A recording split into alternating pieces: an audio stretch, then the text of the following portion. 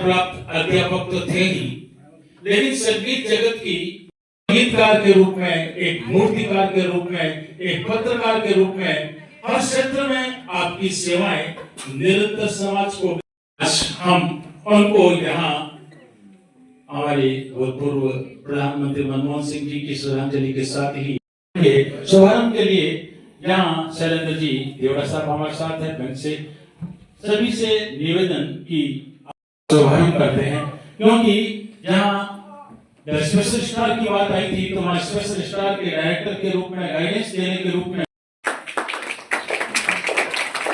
क्योंकि कार्य को निरंतर यहाँ कर रही है हर उस बच्चे के लिए सभी मैडम जो यूनिट क्षेत्र की सीईओ के रूप में अपना कार्य कर रही है, बच्चियों के लिए ही निरंतर कार्य करती रही है। हमारे विशिष्ट अतिथि के रूप में आज के कार्यक्रम की अभिनंदन। मेरा निवेदन है बिल्कुल वही सही अंदाज जो पुराने जमाने में हुआ करता था, ऐसा ही रूप कौशल किस तरीके से विकसित हो सकता है।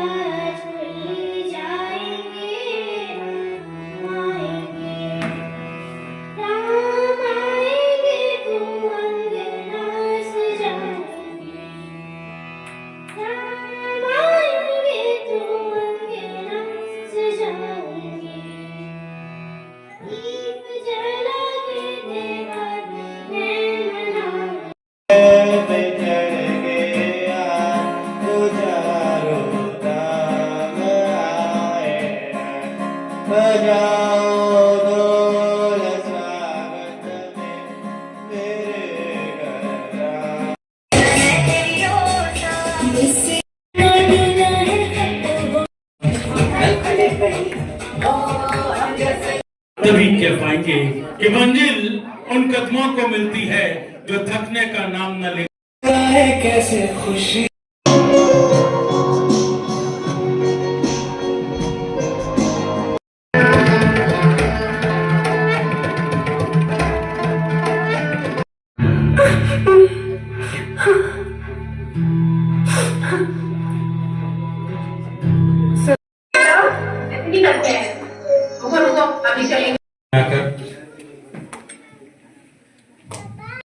कोई भाषण नहीं दूंगी आपको, मैं सिर्फ इतना कहूंगी, आप जो पेरेंट्स हैं वो सभी को मैं नमन करती हूँ। ये केवल एक शब्द नहीं है, इतने दिव्यांगजन हैं, उनके परिजनों में से आप उठ के आए हैं कि अपने बच्चों को प्रोत्साहित कर रहे हैं। ये बहुत बड़ी बात है, ये छोटी बात नहीं है अपने बच्चों को, क्योंकि देवड़ा फाउंडर ऑफ स्ट्राइव।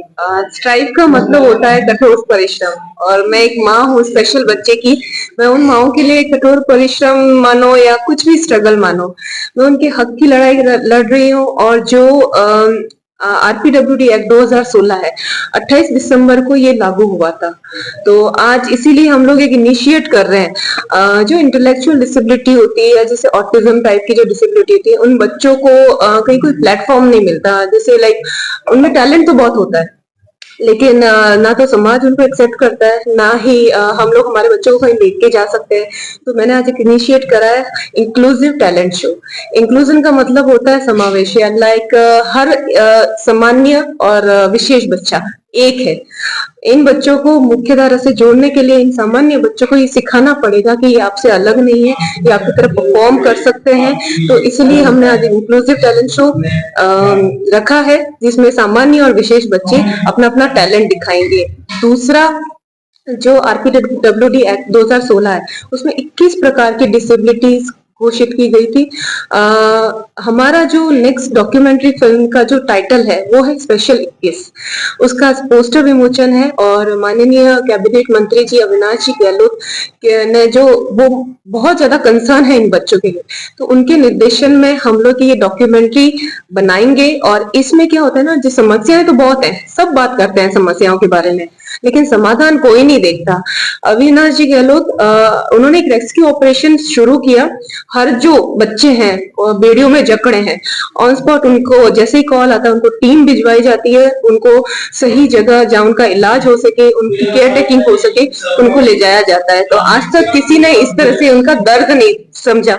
आज उन्होंने हमारा दर्द समझा, हमारे बच्चों की तकलीफ समझी, और समस्याएं तो हैं लेकिन समाधान के ऊपर ये एक डॉक्यूमेंट्री बनी।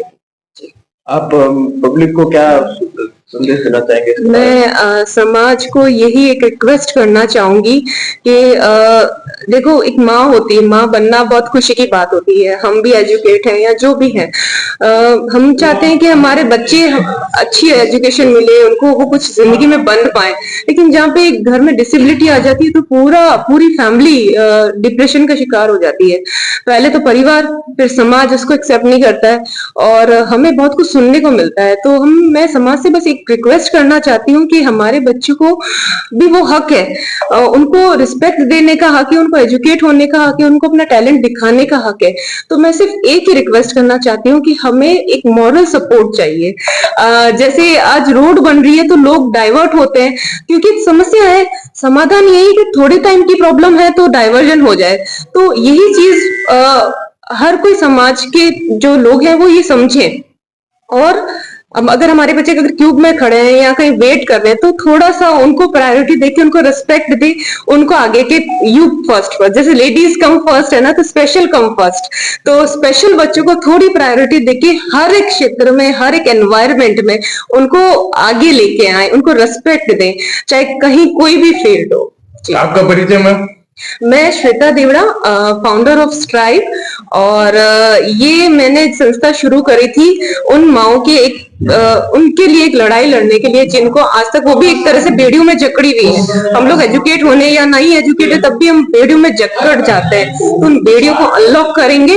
माननीय मुख्यमंत्री अविनाश जी गहलोत उनके सहायता से और हमारे स्ट्राइव के समाधान से सकती है जो अभी इतने सालों में किसी ने नहीं करी।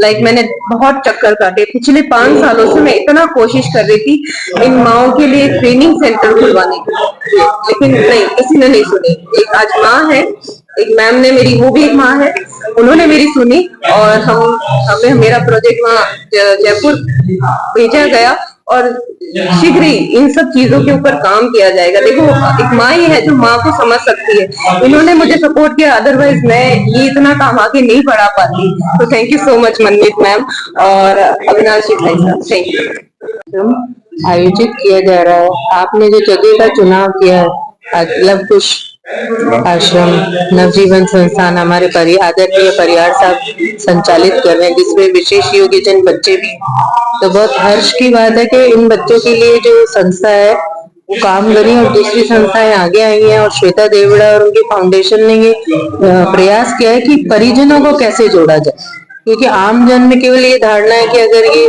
कोई भी बौद्धिक दिव्यांगता या किसी भी प्रकार की दिव्यांगता है तो उस बच्चे को आप अपने परिवार से निष्कासित एक तरह से पढ़ा रहता है। पर आपका जो प्रयास है कि वो परिवार में रहकर किस तरह परिवार के सपोर्ट से आगे बढ़े, तो ये बहुत अच्छा प्रयास है और इस प्रयास को विभाग भी सराहना करता है। और माननीय जो हमारे मंत्री महोदय अविनाश जी गहलोत, वो हमेशा प्रेरणा देते रहे हैं और उन्हीं के प्रयासों से इन्होंने ये कार्य शुरू है।